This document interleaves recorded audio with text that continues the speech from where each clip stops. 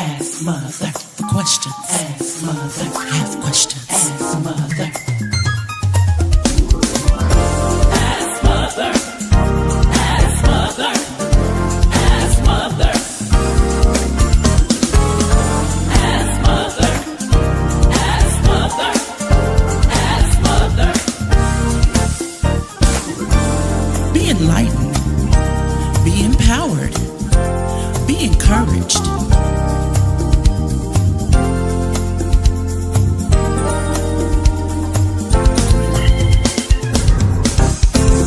If you have questions, ask Mother. Ask Mother.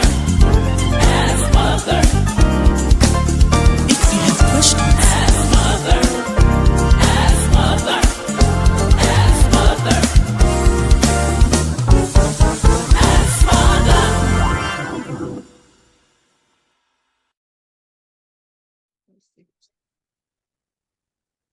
Hello, Ask Mother audience. I am so happy to be with you all on today. And do I have a treat? Not, from time to time, we interview people of interest who have solutions to some of the problems that we face in our lives.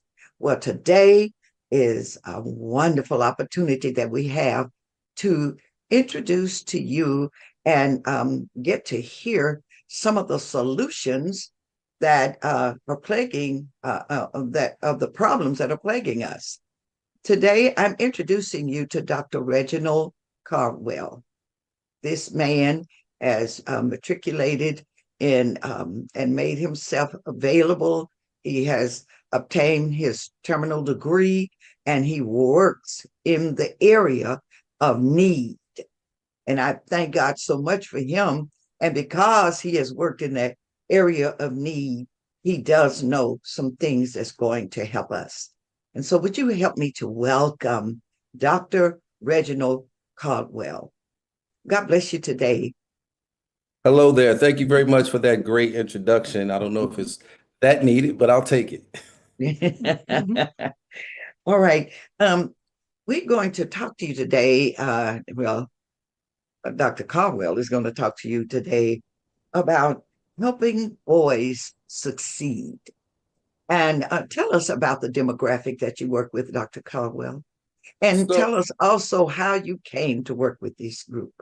So my introduction into working in public education came 31 years ago when I was working in the public school system in Jefferson County Public Schools. And my first job was working at a alternative school. And it was the first alternative school in Kentucky that actually had metal detectors. There were a lot of people coming in, writing stories. But when I looked at the demographic of students who were at this particular alternative school, I started to realize I was like, man, there's so many Black males in this particular, alternative placement. At that time, the law in Kentucky was if you dropped out of school, you went back to the grade that you dropped out in. And so a lot of these young men had left school in the junior grades, junior high or middle school is what they call it now.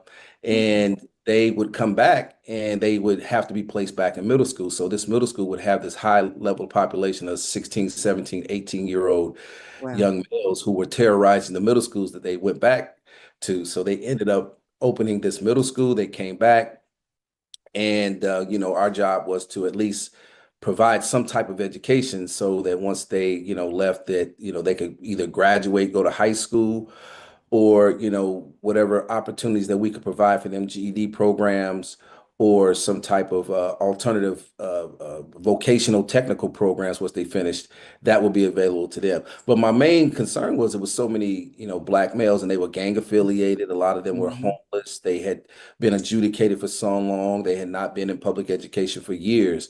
And it just always worried me. So at that time I was, working there, and I decided to go back and get my master's degree in special education. And lo and behold, I started working in special education. And here's that demographic again. Large populations of Black males who are now placed in special education. So I said, what is going on? At that time, they had the research, but they really weren't communicating that research to the public in large numbers. And so once I really started delving into the research, coming across other uh, people who were concerned about this phenomenon in public education with the placement of Black males in special education. And then they had the school to prison pipeline they started talking about. Why were so many Mm-hmm. Black males being placed in special education? And special education was the gateway to ending up incarcerated.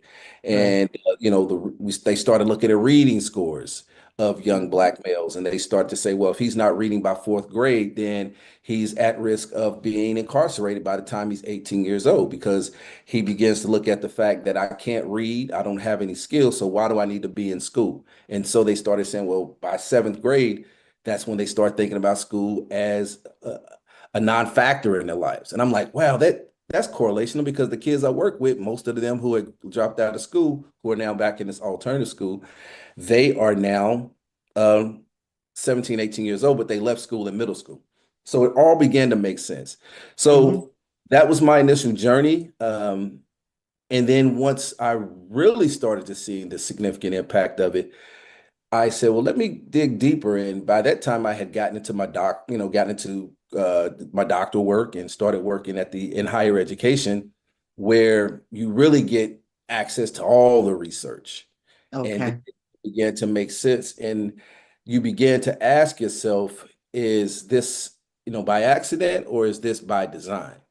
So that Mm-hmm. was the question, the hypothesis that I sort of looked at as I matriculated through my doctoral studies.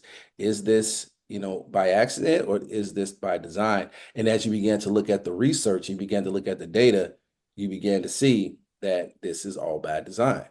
Mm-hmm. That our young Black males, once they enter public schools, most of the time, if they're not reading by the fourth grade, they're going to be at risk for going to prison. Mm-hmm. And that's where I began to say, wow, we need to do something. So while I was in the ivory tower working at the university, I said, well, you get here, you're doing research, you're looking at the problem. What can you do hands-on? And I'm a hands-on type of person. I like to get in there and I like to see what's going on. And I had the opportunity to do so. And I ended up working at a juvenile detention center.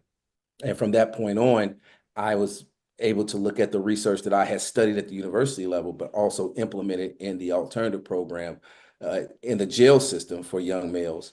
And it began to work. Mm-hmm. But that was just a small piece of it, Right. because everybody else wasn't interested in doing that. And Mm-hmm. so, with that being said, we can correct the error, but do we want to? Because it's so much profit in it now. So, hence, we talked about the school to prison pipeline. Right. That's true. Everybody knows Mm-hmm. that this is happening. So, with that being said, they ended up actually closing the jail, because the juvenile justice system began to go in a different direction in the way they wanted to correct the behavior of males who are incarcerated. And but we knew that we had solved the problem that our city, meaning Louisville, had been having, is that if we Yeah. give boys skills at that time, then we can keep them from coming back or recidivating into the system. Right. Right. Okay. And then, okay, so now where are you and what are you doing now?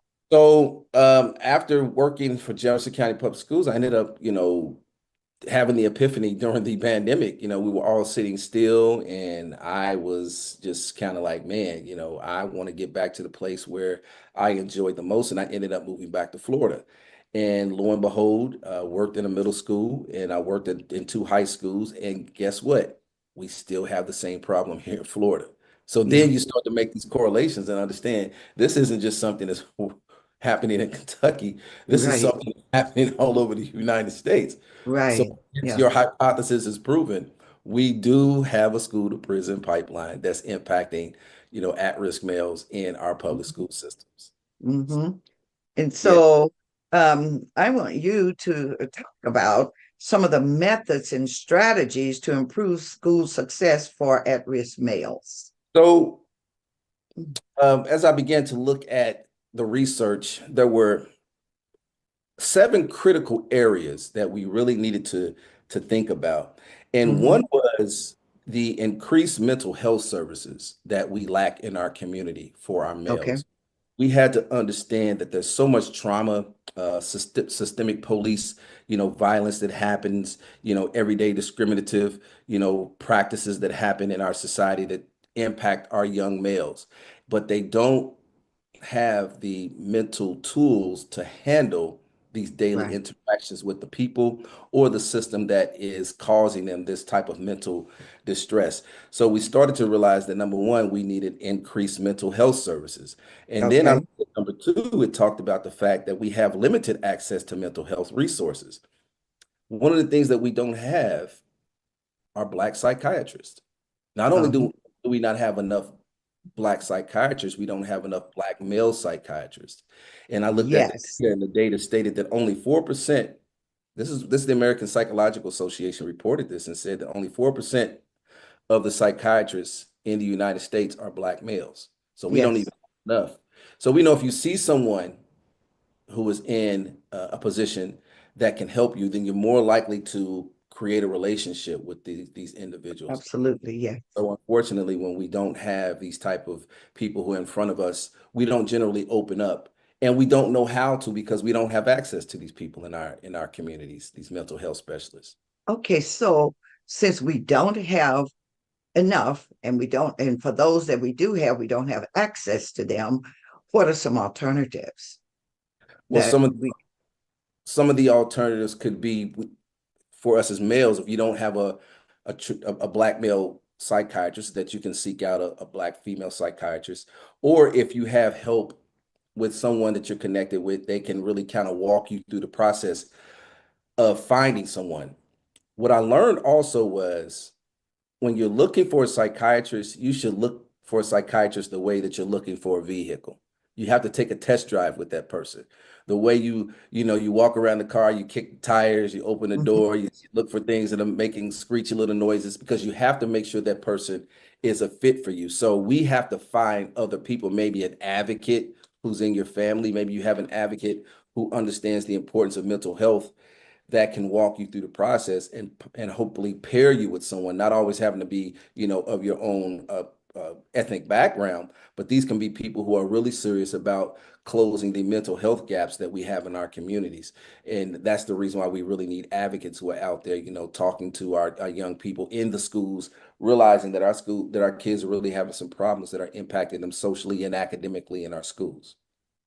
Well, I agree with what you've said, but I have another thing I want to introduce to your thinking. Um, I feel like not feel like I know that church is very important uh, in anybody's life, especially children. And this is Hmm. what I say. I said, young children who are like sponges. Bishop A.T. Moore, and the late Bishop A.T. Moore used to say that our children are just like unprogrammed computers. Hmm. And he said it's our responsibility, not just something we might want to do, but it's our responsibility to teach them the knowledge of God. Because in so doing, that will give them something in their life to be able to balance all the other stuff they're going to learn. They'll learn right from wrong. They'll learn better choices. They'll learn how to choose different, and they'll have a base in them that will keep them from being yanked about with peers and all of that, because they'll have a base knowledge that's going to help to guide them. And I think that you are a very good example of that. Yes, ma'am. And that's a fantastic point, Mother Stallworth, that you bring up because as I was doing my research, that was one of the factors that we don't have enough of. And let me Mhm, read this. It says it's a decline in faith-based support. And the mhm, research stated that a decline in religious participation among younger generations means some are losing traditional coping mechanisms. We mhm, have to understand that we as Black Americans, we are the most spiritual, and we're the most religious people on the planet. mhm. And when we begin to move away from the center of spirituality being the core of any and everything that we do, that's when things begin to sway for us. And I know this because I came up in the church and I know how much of it was important to me. It was the core of any and everything that I did. And Mhm. sometimes, when I'm alone, I have to realize that, Reggie, everything that you've done has been because your faith and your belief in a higher power. And unfortunately, one of the factors that we talked about last week was when I talk to these young people, more specifically, young males, they don't go to church anymore. Right. They don't have that spiritual connection. When Mhm. we walk through our communities, and I'm a bike rider and I ride my bike and I look in our communities, these places are closed or they're not open when they need to be open. So Mhm. again, they don't have places where they can go. We know that the church hasn't always had all the resources, but it had some resources. Right. One of Right. those things that we could depend on was that spirituality. And that was Mhm. one of the factors, again, when we talked to mental health. We didn't put our faith in mental health because we were faith-based people. So we would get on our knees and pray about it. And Mhm. that it would be okay. And 99.9% of the time it was going to be okay. You're going to work your way through it. And here's the thing, we had other prayer warriors, other people that Right. you could go to and say, Mother, could you pray for me? Mhm. Elder, could you pray for me? Bishop, could you pray for me? And we would Mhm. have, those moments in church where we'd stop everything and we would just pray, but we knew that was the center of everything that we had. And people walked out, or think about it, you had everybody, remember when we had people with holding on to you and touching you, and Mhm. that was all part of the process of the healing process, is that you had 10, 15 people who were there supporting you and wanted you to do well and asking about you. Where's so and so? Where's so and so? All of that is Mhm. part of that process of healing mentally. And so Mhm. because our children don't have that anymore, you're absolutely correct. Well, That actually, they can have it, but we've got to uh go and get them yes, ma'am. so that they can now come back. Yes, And ma'am. I'm very much interested in teaching our own children. Hmm. And if we can um, utilize some of your knowledge, you're very knowledge based. And if we can get this out to the public, and that's one of the reasons why I say, oh, we got to do this for Yes, ma'am. Ask Mother audiences. And then as they share and keep moving the information, it gains more attention. Um, but let me ask you this: why are our African American boys having such trouble in school, and what can we do about it? And we want to understand what the socio emotional world of our African American boys is. We need to be able to understand what's going on in their minds so that even though um, they may come at us in a sometimes even a threatening and I don't care way, in their core they do. They want it. And I say this to parents all the time.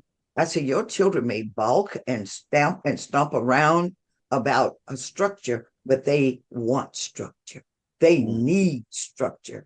And it is structure and it does not have to be rigid. It's just that there are some things that those children need to know that they're going to have that.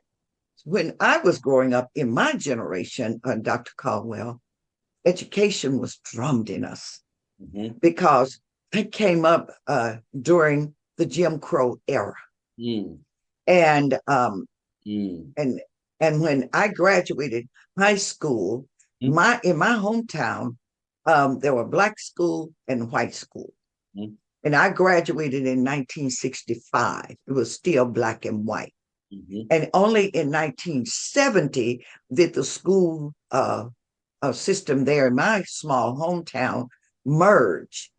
But I praise God for my years um, in my school because those people cared about me and Mhm. they cared about us. And let me tell you, they saw good in you and they made you do better. They So didn't accept anything less than better. And so when I look at what is going on today, we don't see that same emphasis because we were told from little children, if you get it in your brain, they can't take it from you. Right. And then we were told you got to get it real good because you got to be better. Yes, ma'am. And that is the thing that I wish and pray that God we could get that back into our children. Well, one of the things that's happening now, and we talked about this, prior to you know, the show, is that we're being forced to have to do for self now. Yeah, Um, Changing in our society, the school systems are changing, and one of the options that they're giving us is homeschooling now. yeah. And I have always said that we need to begin to start homeschooling our own children. We know how to do it. We've always done it. We have just gotten lazy in thinking that we can't do it. But we have to understand that the schoolhouse, I mean, the church was the original schoolhouse. That's Hmm. what it was used for everything. It was the Yeah. center of the community. That's the reason why during Jim Crow, they always burned down the church because they knew Yeah. how important it was to us. Hmm. So once we Hmm. get back to understanding that, we begin to win, and we begin to create the curriculum, and we begin to introduce our children to the old school way of learning, correction for perfection. We begin to understand we don't move on until everybody learns how to read. We don't go anywhere until everybody knows how to do it, but also know how to do it, perfectly. Um, Again, with homeschool coming back, and they actually are going to be looking at giving parents money to open up their own homeschools. We Hmm. have to get our people in place, and hopefully that, if people are interested, I would be very, very happy to introduce and show people how to do the homeschool model and make it work for themselves. You said something earlier. The reason why I got my PhD wasn't to blow my own horn; it was to help my people. And I knew Hmm. that the more acronyms that I had to have at the end of my name, the more that other people would have to take me more serious Yeah. sometimes. Yeah. But Hmm. most of the time, people are afraid, people are scared because they don't want to have someone come in and do a critical analysis of their children, because people will feel like that their children are a reflection of them and that the parent has not been doing the right job. But I would say that's not always true, because when we hand off our children to, other people, we hope that they have the same love and they have the same care, you know, that we have, that they will teach our children the way that we want them to. But that's not always true, right? Yes, ma'am. That we've gotten away, and I've always said this, that all institutions have something what they call mission drift. They start in Hmm. with a mission I like statement. that word. Yes, ma'am. Hmm. And they have mission drift where they really begin to just kind of go in a different direction. And unfortunately, we have to be able to catch each other and remind each other, hey, remember, our mission statement says this. We're drifting away from it. So let's get back on point and let's get back to center. And that's what we're being forced to do today in public education, is get back to center in the way Okay. that we want our kids to learn. But what about our children? When you see our cute little ones, they are brilliant Yes, ma'am. and they catch on and they are so bright Yes, and they are ma'am. interested to learn.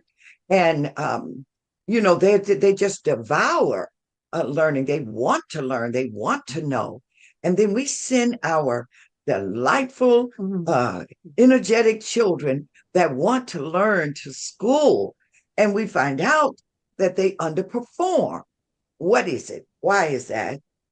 So you said something that was very critical when you were going to school during integration and the teachers that you had. There's a Mm. great book called The Jim Crow Pink Slip, and I'm going to send it to you.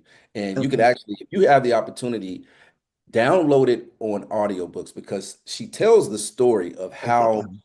outstanding our students during the Jim Crow era was prior to integration.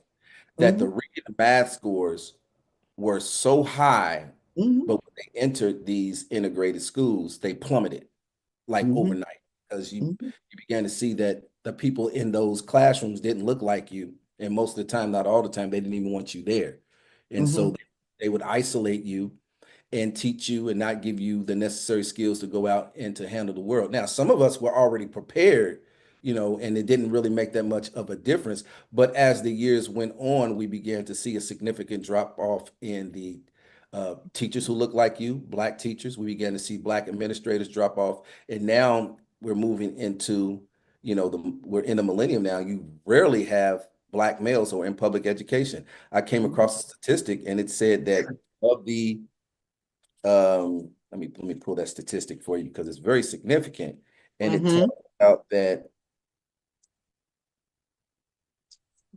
talked about Black males. We talked about that The number of only Black, one only 1.7%, excuse me, I'm sorry, only 1.7% of the teachers in the United States are Black males. wait a minute, say that again. 1.7% of the teachers in public education are Black males. My goodness. Why Now do we you talk think about, that is? well, because it's changed. That we have to raise families. Most of us, believe it or Mhm, not, Black males, we want to have families, we want to raise families, and there's not enough mhm, money in it. And the research is telling us that they don't see it as a profession that is, very masculine, because it's mhm. so female dominated. And so when they, go into the schools, a lot of times there's confrontations in the way that we know what our children need, and other groups don't understand that we're coming from a different place. We're trying to prepare our young children for the world because we know the world is different for our children. And so when we are not in those schools in large numbers, a lot of times that, it's a difference in culturally how we feel that we should be teaching our children. Well, And how so can we motivate our children? How can we get to the point that we know this child is capable and but they're performing very poorly in school? How can we motivate them? Um, so I one mean, of the things, present day, how can we look at this grandson that we have, or this son that we have, or nephew, or whomever, and they are bright and they have interest? That's amazing. But they are performing poorly in school and really don't want to go. How can we motivate them now? so we have to go to the children. We have to go to these places where children are. We have to start recreating these relationships with our schools. If we have churches in the community, one of the interesting things that I saw in the research is, unfortunately, most of our children who do well, or who don't do well in our public schools, are children who go to our churches. Now think about this: we have a minister of music in the Mm-hmm. church, right? We have a minister of finance, right? But we don't have a Mm-hmm. minister of education. Mm-hmm. Come on. Someone who is directly responsible for monitoring the academic progress of the children in our Write that churches. down. Does that make No, sense? that So, makes real sense.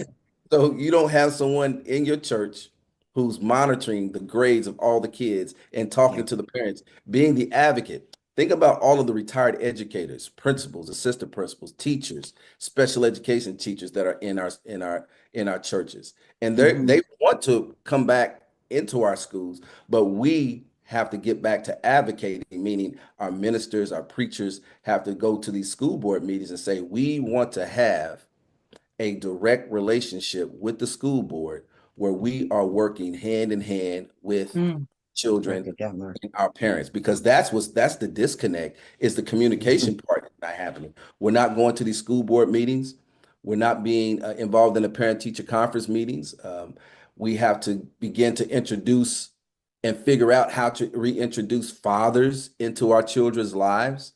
Our children, our boys more specifically, are playing sports. Our girls are cheerleaders, watching their brothers play football and basketball, and the fathers are on one side of the court and the mothers are on the other side of the court. But they attend football and basketball games every Saturday. Does it Yeah, make sense about that? Now I imagine if see. we had a situation where we were able to bring those two entities together and say, listen, how can we correct the relationship? Because your Mm-hmm. child is playing basketball, your daughter's cheerleading, you're sitting on one side of the court, he's sitting on one side of the court, but neither one of you have a relationship that involves how that child is performing. Academics. There you go. Okay. Okay. So, um, there are things that I know that we can do because I've done them. Um, we can have tutoring programs in our churches. We can have academic scholarships to motivate our children. We can have sessions where we absolutely, at the end of every grading period, we get those children's grades and we acknowledge their success. And then when we see some that are falling behind, then we've got a tutoring program here. And if you're falling behind in math, we have a retired math teacher, or we have a high performing a college student that's majoring in math that we partner with the university or the college there in our area, and we can get those students those in to help our children. And so I know that this can work, and it does work. But what we have to do is spread it out and get it done.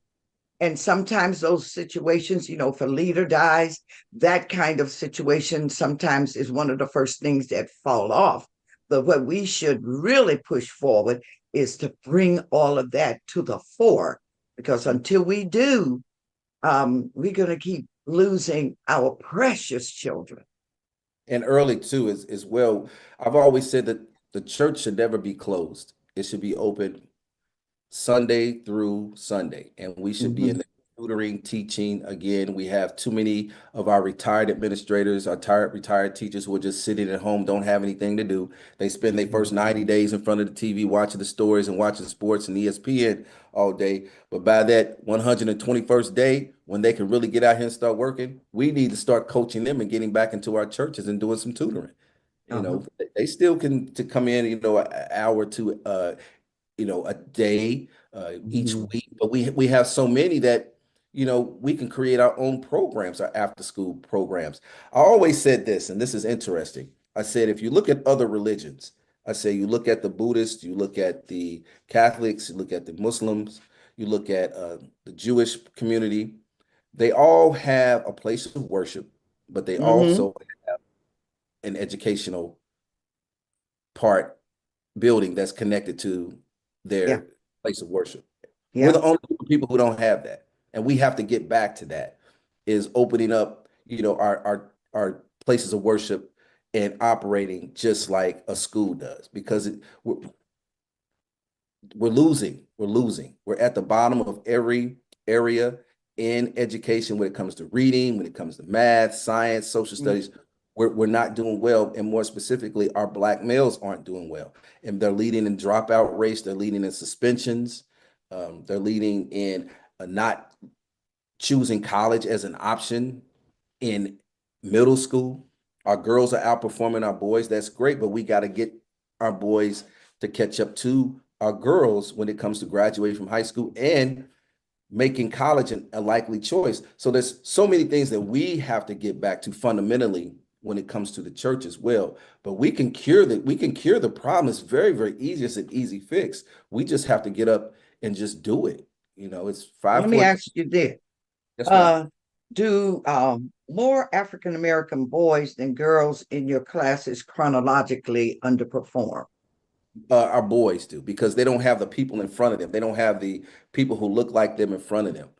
We used to have coaches. We used to have teachers. We used to have plant managers, people who worked in the cafeteria. Every area in the school now is mainly female. And we have to understand that that's what we have to get back to, is introducing, males back into the field of teaching, making it an option, something that, that they have a passion for. Unfortunately, it doesn't pay the money, but education is not a place, it's a service, or it's a service profession.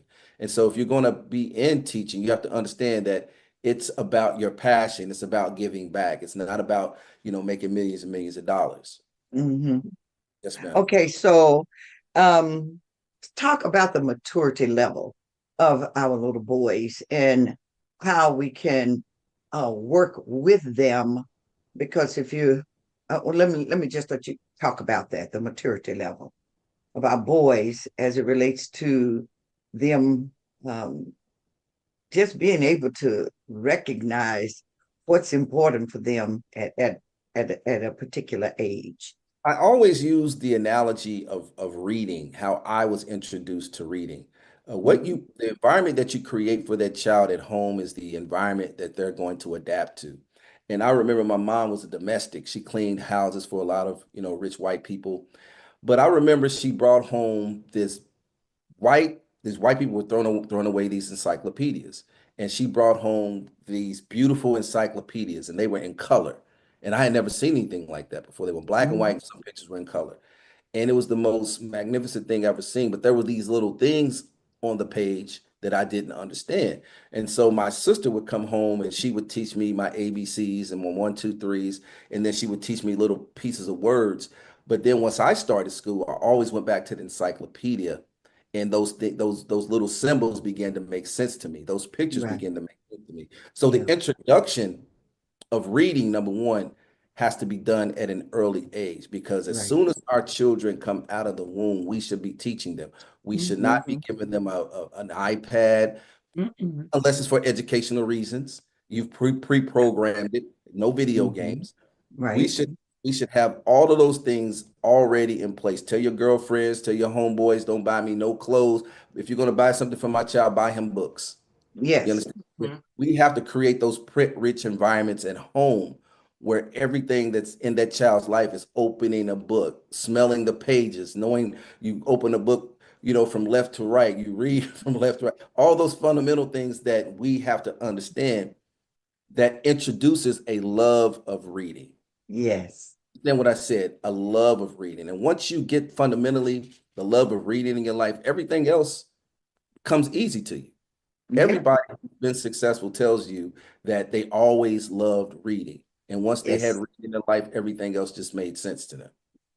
Well, So, I really know that that's true. There mhm, were 10 of us, but my mom saw to it. mm, I don't care what we got for Christmas, we got a book. yes, ma'am. And we got books. And each child got a book that was a little bit more advanced than they were. Mhm, mhm, And so we were taught to read up. yes, ma'am. And it my mother raised 10 readers, and all of us love to read. Now, And listen, because but that's go the ahead. natural process. When I'm talking to parents, that's the Hmm. natural process. Hmm. They ask me, and I say, first thing I say, give your child $20. And I Hmm. said, take them to Barnes and Nobles. I said, let them choose the books that they want to read. Great Don't idea. pick them out. Let them choose them out. Whether it's a magazine, it's a hardcover book, because what ends up happening, it's a natural process to move on to more difficult reading because you become bored with reading Dr. Seuss. And then the Right. next thing you know, he's reading Harry Potter books. And then the Yeah. next thing you know, he's reading social science books. But it's a Hmm. natural process in reading. We as parents have to stop protecting our children so much that we don't allow them to read what they want to read until they become bored with it. You'll know when they become bored with it because it's sitting over Absolutely. there, and then you Right. take those books to church. You have a reading bin, and you put those Hmm. books in a reading bin, and the next generation of young people who are coming along grab books out of that reading bin. But we Hmm. always are recycling and encouraging the process of reading wherever we go. And that's what Hmm. we have to understand, is that's how reading begins. Okay, so now I'm skipping ahead. Um, I got what about that 18-year-old that now they realize that they cannot read as they should. They realize that they dropped out of school, and now they realize the mistake they made. How can we get an adult now interested in reading and their reading level may be elementary? And I'm not the type of person, mother, that is going to lie to my people. But Mhm. once our teenagers, especially our males, by the age of once they started getting that mass muscle development, when they hit that growth spurt and they start developing strong muscles, they start filling out, and you haven't gain control of that particular child's behavior.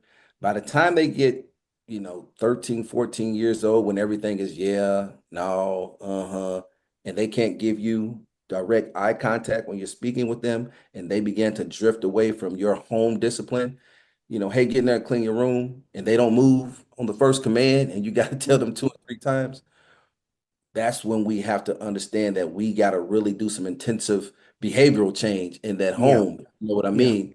We want to Mm-hmm. get them back. By the time they're 16, 17, 18 years old, and I talked about the fourth grade, failure syndrome, uh, Mm-hmm. when our boys aren't reading on grade level, and then they're able to make these predictions of how many prison beds they'll need because our boys can't Yeah. read. They know they're Yeah. going to be at risk for lifelong Mm-hmm. failure. It's going to be hard Yeah. because I've dealt with those young men before. And it's Mm-hmm. unfortunately, they only learn when they're in a quote unquote captive environment, which is something that bad happens to them. And when I would talk to our young males who were incarcerated, ages 14 to 17, that's the one time that you really kind of have them, or the last time, to really give them some type of skills to say, hey, let's get you in a reading program. Let's get you in a GED program. We can't send you back to high school because if we send you out of here and you don't have any type of skill, then you're just going to go back to the neighborhood and continue to do the same thing. So my point is we're not catching our boys early enough when we see these significant reading failures that are going to have a long-term impact on their life as they move into adulthood. So actually, to answer your question, it goes back, we have to catch them younger. If usually most of the time by age 18, if they're really out there in the streets and they have no skills, it's going to be really difficult to reel them back in because now they have to deal with the world as a male. And in our society at 18, they tell you you're a male. There's not a lot of places, who are taking in 18-year-old black males more specifically to teach them how to do anything you know. Mm-hmm. So we have to make sure that we don't allow this problem to happen at 18 and catch them before they turn 18, which is hopefully in elementary school when we start to correct these problems. Because as I said before, if they made it to 18 years old not being able to read, more than likely they're not in school and they're out on the street doing deviant, defiant, and disruptive behaviors, which leads to them having being more in contact with the juvenile justice system, being in contact with the police. And those are other factors that determine if they're going to be incarcerated as well. So we got to do a better job of catching them early. Okay. All right. So, uh, I read this. This is something that you sent me. You said schools have changed, not boys. Yes, ma'am. And what I mean by that is the way that we teach our boys now. I was doing some research and it stated that boys have 40 to 45% more muscle mass than girls do. Now, what Mm-hmm. what is more heinous or what is more evil than telling a boy who has 40 to 45% more muscle mass is to sit down for Mm-hmm. 90 minutes and not move? Mm-hmm. You have a grandson. Mm-hmm. You know how rambunctious he was at Mm-hmm. an early age, and as he began to get bigger, he needed more space. He needed to be Mm-hmm. outside. He needed to be running around. He needed to be participating in sports. Our schools aren't built that way. Our schools are built most of the time, not all the time, for them to follow rules. Walk on the right side. Come in, take out your pencil, paper, and your book. Sit down, and let's get ready to work. In our classrooms today, they don't have opportunities for boys to move around. One of the things that our boys need are project-based learning, where they're working with their hands, they're building Project-based learning. Okay. project-based learning, Write that where down, Lord. they're building things. Mm-hmm. That's where our original engineers came from because they learned early to start working with their hands. Uh, Mm-hmm. I remember when I was in middle school, we had shop class where we Sure. worked shop class and we, number one, Mm-hmm. we were learning the skill, but we knew what a screwdriver was. We knew what a bandsaw was. We worked on all Right. these electronic, we knew how to cut. This generation, they took all those vocational programs out of school, and now our boys don't know how to do anything but have a cell phone in their hand and operate at a 45-degree angle all day, looking down. Yeah. Yeah. And a lot of the research is saying now that by the time these kids are 25, they got significant neck problems, Yeah. arthritis, Yeah. at 25, 30 years old with arthritis because they've always been on their phones at a 90, 45-degree angle. So all of these things where we have the research, unfortunately, we're not able to change course fast enough in public schools to make these changes. That's why, me personally, I am such a proponent for homeschooling for our Yeah. children if it's Yeah. done the correct way. Let me say that Yeah. again. Yeah. Done the That's correct important. way. I'm not talking Hmm. about just having kids sitting home and just hanging out all day. I'm actually talking about parents are involved, aunties are involved, the community is involved with the homeschooling process because again, it can work. It just takes again the whole village concept. Thank you for watching Ask Mother. Join us Tuesday at 6:30 p.m. for part 2 of Helping Black Boys Succeed. Don't forget to like and share. Thank you. Ask Mother question. Ask Mother have question. Ask Mother.